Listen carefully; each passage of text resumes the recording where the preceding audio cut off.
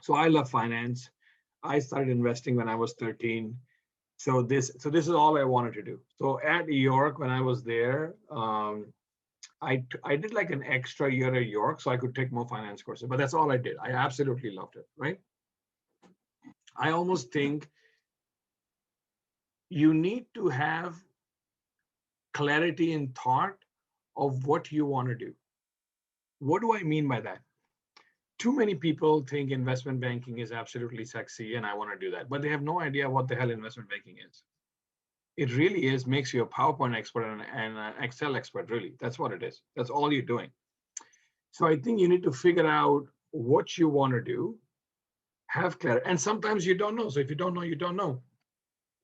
But try to do things that are also outside of finance. That's going to give you a broader perspective. So an example that Chris said is about it's about law.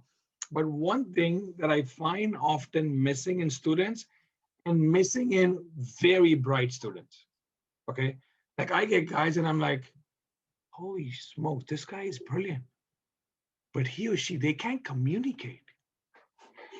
Like they have a brilliant idea, but they can't present it or they can't convince me of why it should be done. So over the years, I have found that actually emphasis on communication clearly, it's a very, very important thing that I think is underappreciated. That when we are in school, because we're so focused on this one major, this is what I'm going to do. So I'm going to kind of move away a little bit and say, take more courses on communication. Take more courses on how you articulate yourself and how you come up with your ideas and how you kind of convince people on how something should be done. That's what I'll say. Actually, there's one course I did at York that helped me a lot. I'm trying to remember. I think it was ADMS. I did this in the winter of 2008. Winter of 2008. Yes, that's what I did. It was ADMS 4490, I think. Intro to Negotiations. It's an HR course. But I think I learned a lot because every week in that class, we're supposed to go negotiate with different people.